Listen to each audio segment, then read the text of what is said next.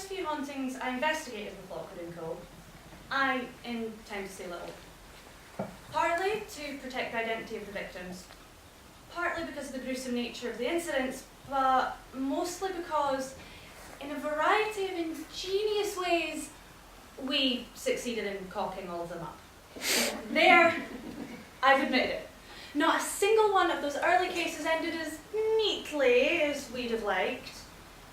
Yes, so the Mortlake Horror was driven out, but only as far as Richmond Park, where it still stalks the night amongst the silent trees. Yes, both the grey spectre of Aldgate and the entity known as the Chattering Bones were destroyed, but not before several further deaths. Unnecessary ones too, come to think of it. And as for the creeping shadow that hunted young Mrs. Andrews, well, wherever she may continue to wander in this world, poor thing, there it wanders too. So it wasn't exactly an unblemished record that we took with us, Lockwood and I, as we walked up the path to 62 Sheen Road on that misty autumn afternoon. Before we do this, remember our new rules.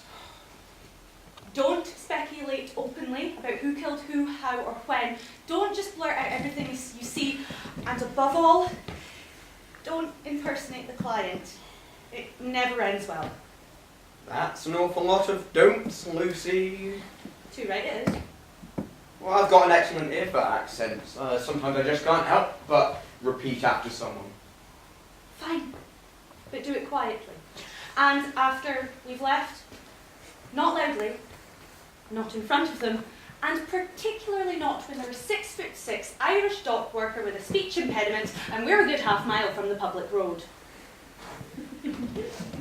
Oh yeah!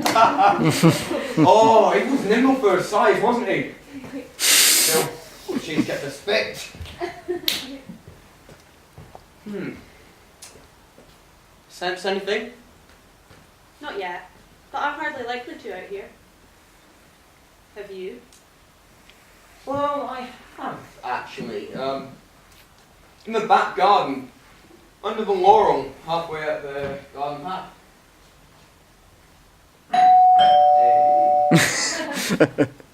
I presume you're going to tell me it's only a smallish glow.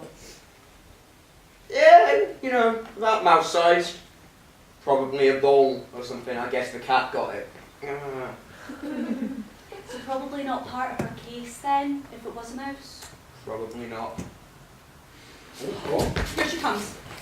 Remember what I said, Lockwood. Well, Sorry, so sorry. I was delayed. I didn't think you'd be so wrong. Mrs. Holt, my name is Lucy Carlisle and this is Anthony Lockwood of Lockwood & Co. We've come about your call.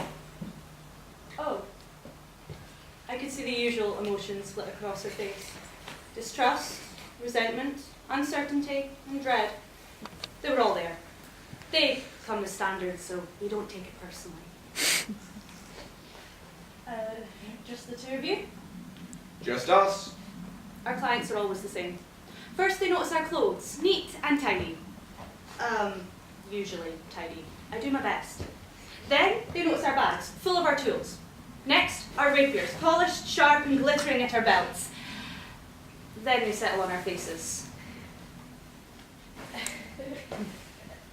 You're awfully young. Well, that's the way it has to be, Mrs. Hope. Actually, I'm not Mrs. Hope.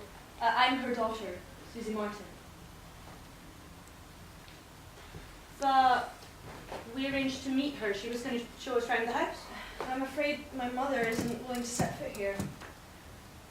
The circumstances of Father's death were too much for her, but, you know, the nightly disturbances, my mother's had enough, and she's staying with me now, and we'll have to sell up, obviously, but we can't do that until the house is made safe, which is why you're here. I'm sorry, but should we have a supervisor? I thought an adult had to always be present during an investigation. Exactly how old are you? Old enough and young enough. Perfect age. strictly speaking, ma'am, a supervisor is only necessary when the operatives are undergoing training. It's true that some of the larger agencies always use supervisors, but we're fully qualified and independent, and we don't find it necessary. In our experience, adults just seem to get in the way. Although we do have our licenses and documentation if you wish to see them, right? No, that won't be necessary. Since Mother clearly wanted you, I'm sure it'll be fine. Thank you, madam. Just one more thing. Is there someone else at home? When I rang the bell, we swear we saw... No, that's quite impossible. I have the only key. Oh, I must have been mistaken. My apologies.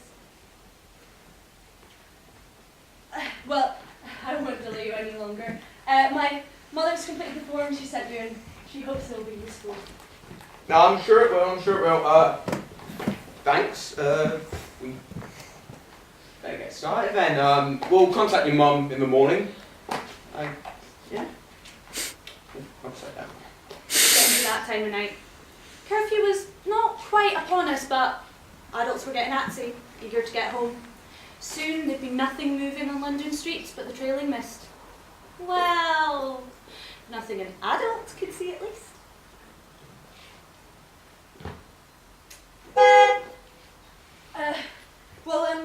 I won't keep you. I suppose I should wish you luck. She's not happy. We'll be off the case by tomorrow morning.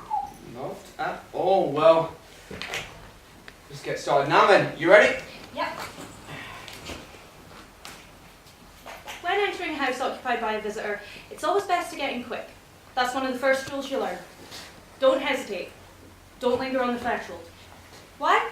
Because for those first few seconds, it's not too late.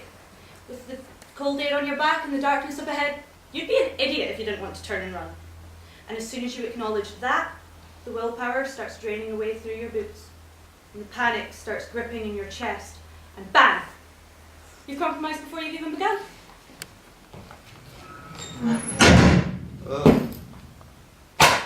The second rule you learn is this. Electricity interferes. Dulls the senses and makes you weak and stupid. It's always best to watch and listen in the dark. It's good to have that fear. No heating? Mm-hmm. Something else too, you think?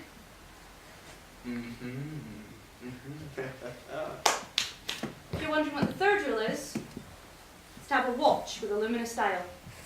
Also helps if it can withstand sudden drops in temperature and strong ectoplasmic shock. Well, that's my third rule anyway. Ooh. Sensing something? Yeah. Knocking sound, faint, coming and going. Can't tell where it's coming from. It'll get stronger though, it's scarcely dark yet. You? Actually, there's a tremendous residual death glow right here. You remember how Mr. Hope died, of course. Fell down the stairs and broke his neck. Yep, and 3 months after the fact, it's still lingering. I guess what Mrs. Hope told George on the phone was all stacked up. Toppled downstairs, broke his neck. That is a steep flight. Hell of a way to go. Yeah, the floor tiles have cracked.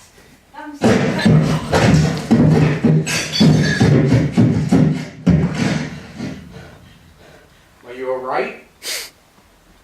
No. What did... I've got the death glow of Mr. Hope's last fall. It's like he landed right on top of me. It's not funny. It's not real. Oh, sorry. I guess something's stirring only tonight. It'll only get interesting later.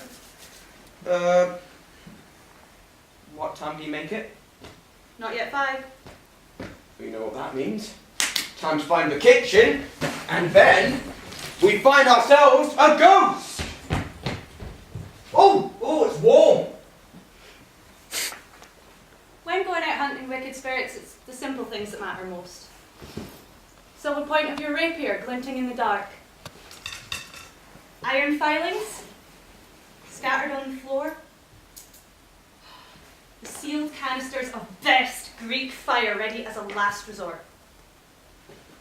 But tea bags. Brown, fresh, and plenty of them.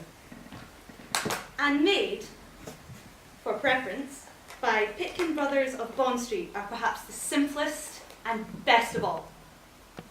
Okay, so they might not save your life like a sword tip or an iron circle can. They don't exactly have the protective power of a sudden wall of fire, but they do provide something just as vital. Lucy!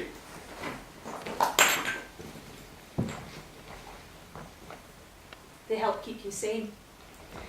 Mhm.